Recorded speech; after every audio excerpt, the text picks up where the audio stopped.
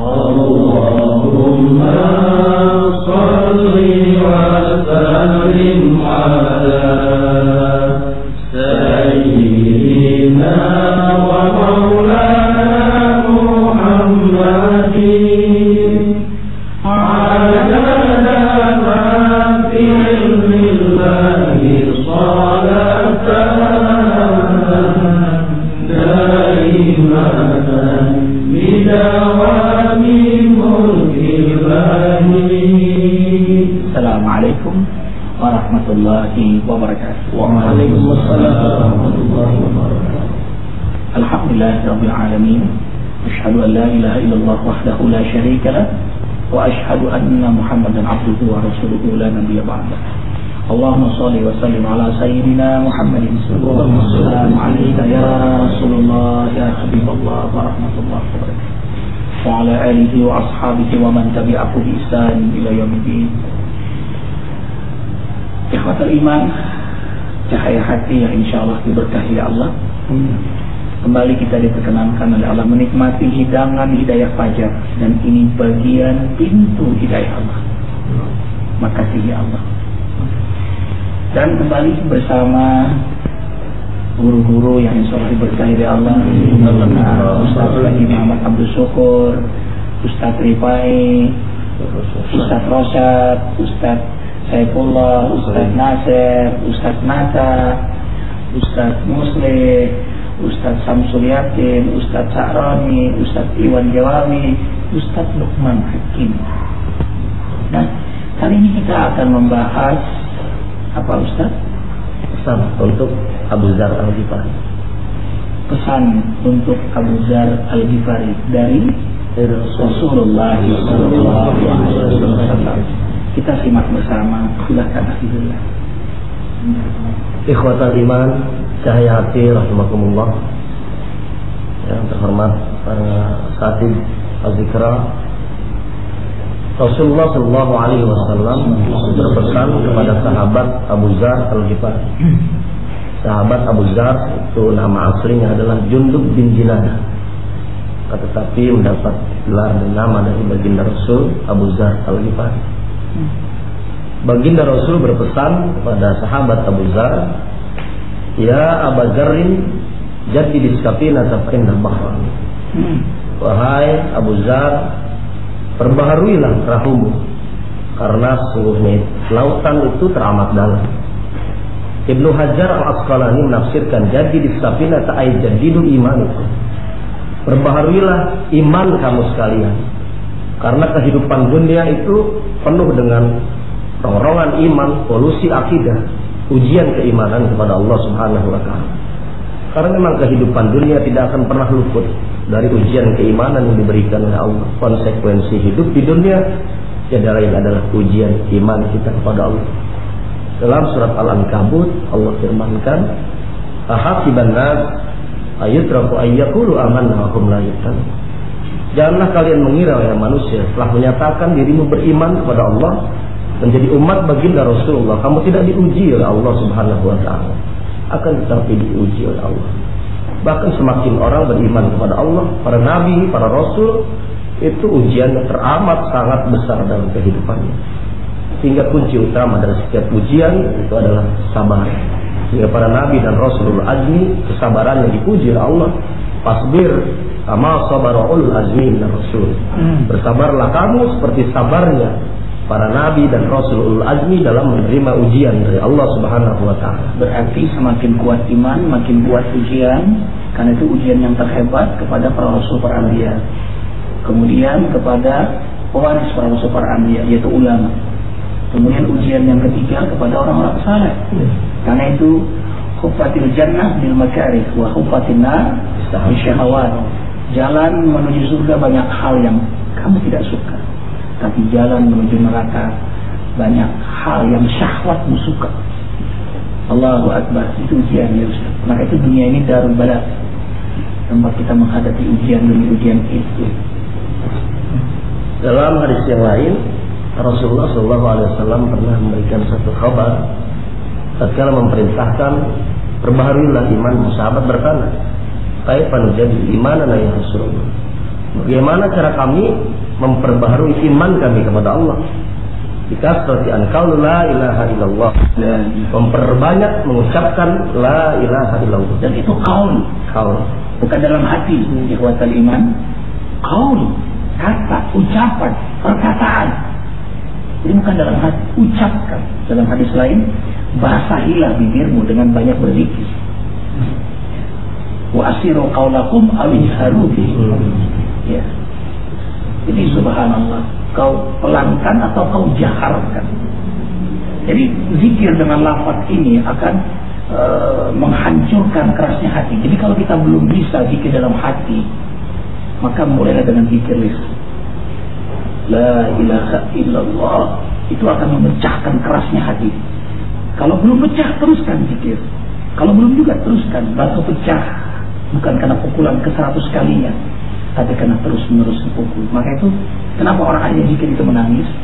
Ya, karena lama-lama hatinya itu akan pecah keras hatinya itu. Karena orang banyak melakukan dosa itu kan hati kayak batu, kal hijar, bal asyadu khoswah, bahkan lebih keras pada batu.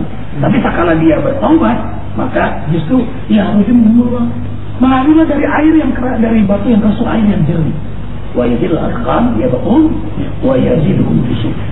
Karena khusyuknya dia menangis. Maka tidak heran orang itu akhirnya kok nangis sedikit.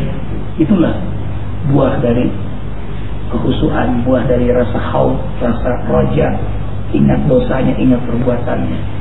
Dan itu penting digarisbawahi tadi, qaul, lafazkan zikir itu.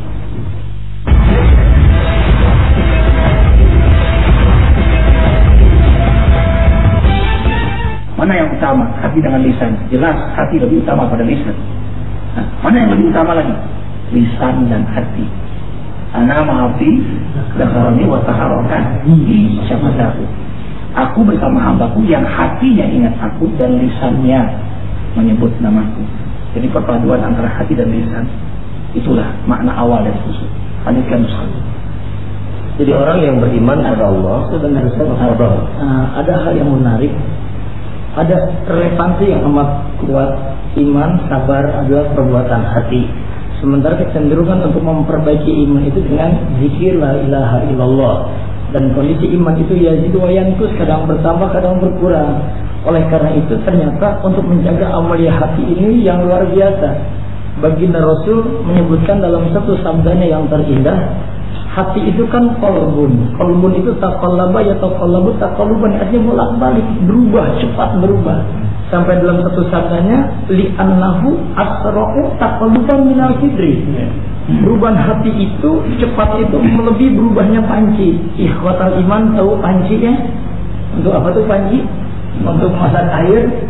Dilanjutkan, idza tajama'at fihi zilyanuha, apabila dalam panci itu ada air yang sedang digiling, digolakkan. Jadi ketika belebek luar biasa begitu cepatnya. Itulah perubahan cepatnya hati.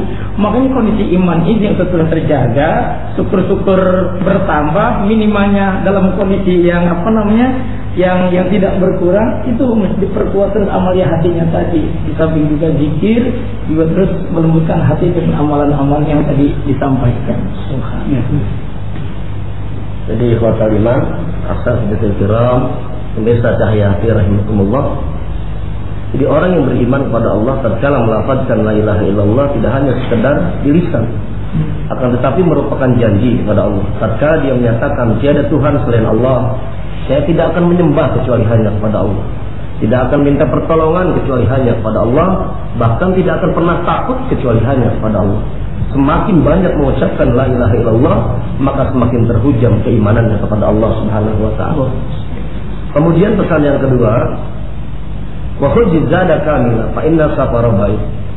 Ambillah perbekalanmu yang sempurna karena perjalanan teramat sangat jauh. Maksud perjalanan teramat sangat jauh, perjalanan menuju ridho Allah, perjalanan akhirat, perjalanan dunia, perjalanan alam barzah. Kita hidup di alam dunia, sebentar lagi akan masuk ke alam barzah. Siapa yang tahu berapa lama kita hidup di alam barzah? Bahkan Umar bin Khattab radhiyallahu anhu tatkala mendengar cerita alam barzah tersungkur menangis kepada Allah Subhanahu wa taala karena kekhawatiran. Itu Khalifah Umar bin Khattab yang punya bekal begitu banyak. Karena itu kita dipesankan oleh baginda Rasul yang khususnya kepada Abu Dzar, dan kita umumnya umat Islam semuanya agar carilah bekal untuk menuju Allah Subhanahu wa taala.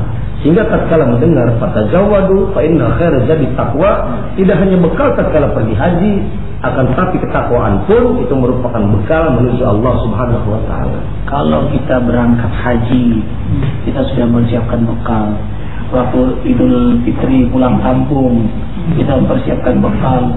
Apalagi kita pulang ke akhirat selama-lamanya, tanpa batasan waktu, bukan 1.000.000 abad, bukan 9 abad, tapi selama-lamanya. Sungguh waktu yang Allah berikan mempersiapkan bekal terlalu sebentar. Inilah yang buat orang beriman dan mau main-main. Ustaz, ada sebuah menarik di Mesir itu ada pembangunan masjid. Lalu berbekalah, baik bekal adalah takwa.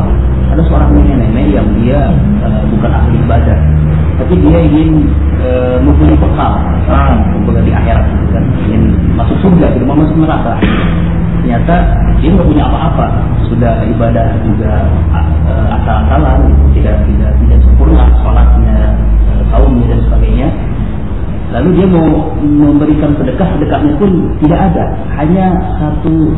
Di rumahnya itu ada paku yang besar. Lalu dia datang ke panitia masjid, dia memberikan paku itu. Ya ini yang saya punya, kata nenek itu. Panitia bingung, yang diberikan hanya satu paku itu. Lalu akhirnya panitia paku itu ditaruh di tempat duduk, dan alhamdulillah dimanfaatkan paku itu untuk menaruh peci dan sebagainya ketika orang berwudu. Lalu nenek itu wafat. Singkat cerita, para wali di Mesir itu bermimpinya adalah nenek itu ketika mau masuk neraka dijaga oleh paku yang luar biasa besarnya, yang akhirnya tidak masuk neraka nenek itu. Itu hanya satu paku. Itu suka. Tapi jangan lupa, di garis bawahi tadi, itulah yang terbaik yang dimiliki oleh nenek. Tantangan lebih hatta terjadi. Jadi memang terbaik juga yang diberikan itu, karena hanya itu paku kecintaan. Dan orang susah tapi mau bersedekah, surplus nilainya, oke, nominalnya beda, tapi realnya boleh jadi yang susah lebih tinggi ketimbang yang mampu. Jadi bukan lihat pakunya, jadi ketulusan memberikan yang terbaik, ingin meraih keridhaan Allah Subhanahu wa ta'ala. Kami cinta beliau di hadapan Allah.